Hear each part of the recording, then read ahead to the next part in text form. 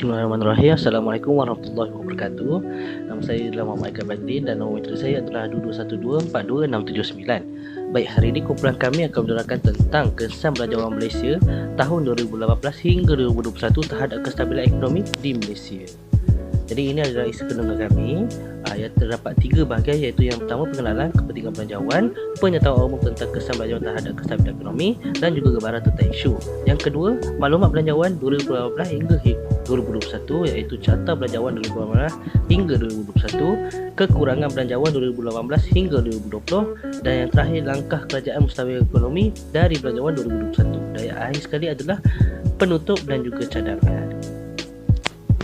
Baiklah, seterusnya adalah pengenalan kepentingan belanjawan. Dasar belanjawan ialah proses atau sistem yang mempunyai kepentingan khusus untuk memupuk pengembangan ekonomi dan pengalihan pendapatan yang sama sama dalam persekitaran ekonomi yang selamat. Antara objektif dan kepentingan dasar belanjawan tunai adalah terhadap kestabilan negara adalah bertujuan untuk pengurusan ekonomi yang lebih berkesan. Pernyataan umum tentang kesan belanjawan terhadap kestabilan ekonomi. Seperti yang kita tahu, kestabilan ekonomi ini berlaku bila tiada turun naik yang berlebihan dalam faktor ekonomi.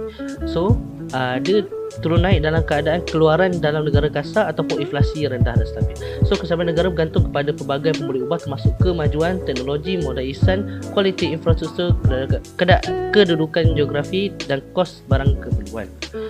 Yang terakhir adalah gambaran tentang isu. Seperti yang kita terangkan, belanjawan negara sangat penting untuk kestabilan ekonomi. Jadi yang seperti kita boleh lihat, akibat pandemik jangkitan COVID-19, pelbagai sektor kerajaan dan swasta terpaksa ditutup dan mulanya mempunyai kestabilan ekonomi. Ini kerana Malaysia tidak dapat membendung keadaan tersebut sehingga terjadinya pengangguran yang meningkat pesat. Dengan adanya perubahan pada belanjawan 2021, Malaysia kembali pulih dalam menolak langkah memperbaiki kestabilan ekonomi. Assalamualaikum warahmatullahi wabarakatuh. Nama saya Walid Hakim Fazlin, metrik 22142797. Hari ini saya akan membentangkan tentang kekurangan belanjawan pada tahun 2018 hingga tahun 2020. Pertama sekali, kekurangan pada belanjawan pada tahun 2018 hingga tahun 2020 adalah tidak menyatakan dan memperuntukkan bagi sektor kecemasan seperti akibat daripada pandemik atau impak daripada peperangan. Sebagai contoh, sektor kecemasan ini dapat membantu sebuah negara daripada menanggung rugi yang besar dan membantu dalam pemulihan kestabilan ekonomi negara. Seterusnya, Malaysia telah berdepan dengan wabak pandemik COVID-19 pada tahun 2020.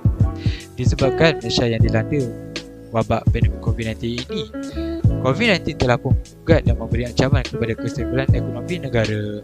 Sebagai contoh industri yang terkesan dengan pandemik ini ialah seperti sektor pelancongan, sektor hiburan, sektor pembinaan, sektor perlombongan dan lain-lain.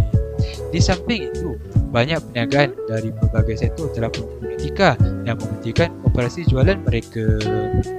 Justru disebabkan banyak perniagaan ditutup, ini akan menyebabkan peningkatan pemberian pekerjaan, pemotongan gaji, ketidakmampuan majikan membayar gaji, peningkatan pengangguran dan barang-barang keperluan di pasaran menjadi terhad. Ramai yang dihentikan kerja, kadar pengangguran juga meningkat. Akhir sekali, ini menunjukkan belanjawan pada tahun 2020 tidak dapat menjangka wabak seperti COVID-19 ini dan ia membawa kepada ketidakkestabilan ekonomi negara. Akhir kata, kerajaan telah pun mengambil langkah yang teliti dan merancang strategi untuk memulakan keadaan ekonomi supaya lebih bagus dan mendapat kestabilan ekonomi negara. Assalamualaikum warahmatullahi wabarakatuh.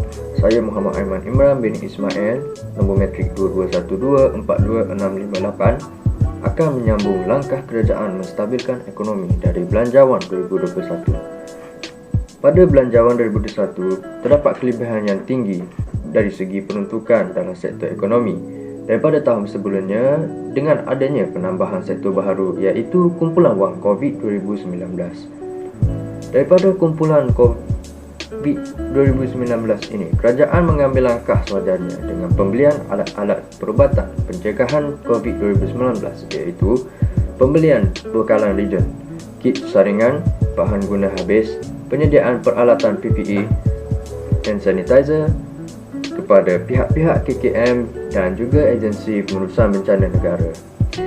Bukan itu sahaja, kerajaan juga membuat pemberian secara one-off sebanyak RM500 untuk petugas barisan hadapan yang berjuang terhadap pandemik ini.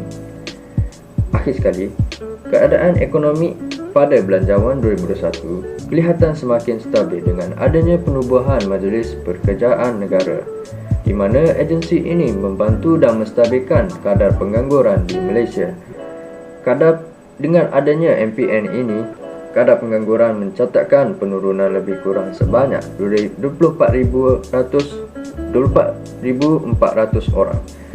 Perkara ini merupakan berita baik terhadap ekonomi Malaysia kerana boleh dilihat daripada penurunan ini menunjukkan ekonomi adalah semakin stabil. Sekian daripada saya, terima kasih. Assalamualaikum dan selamat petang. Saya Muhammad Zulfikri bin Muhammad Mokhtar dari kumpulan 22H dan nombor matrik saya ialah 2212422692. Di sini saya akan membentangkan tentang topik yang telah saya dan kumpulan saya sediakan, iaitu belanjawan negara. Antara kesimpulan yang saya dapat bentangkan ialah belanjawan negara merupakan alat penting untuk mengatasi masalah ekonomi dan memastikan kestabilan negara. Seterusnya, kerajaan perlu merancang dan memperuntukkan belanjawan dengan teliti untuk mencapai matlamat pembangunan negara dengan memberi impak positif terhadap ekonomi. Dan antara cadangan yang telah saya sediakan ialah untuk mencapai motif ini, kerajaan perlu mengkaji keperluan asas negara seperti kesihatan, pendidikan, infrastruktur dan menitik beratkan belanjawan yang sesuai. Selain itu, kerajaan juga perlu untuk mengkaji pendapatan negara untuk memastikan belanjawan yang diperuntukkan adalah memenuhi keperluan negara. Adalah penting untuk kita mengevaluasikan dan mengubah strategi belanjawan jika diperlukan untuk memastikan kestabilan ekonomi negara berlanjutan. Antara cadangan lain ialah yang boleh diusulkan adalah dengan memberi tumpuan kepada sektor yang boleh meningkatkan ekonomi negara dan mengurangkan kadar-kadar pengangguran. Terima kasih.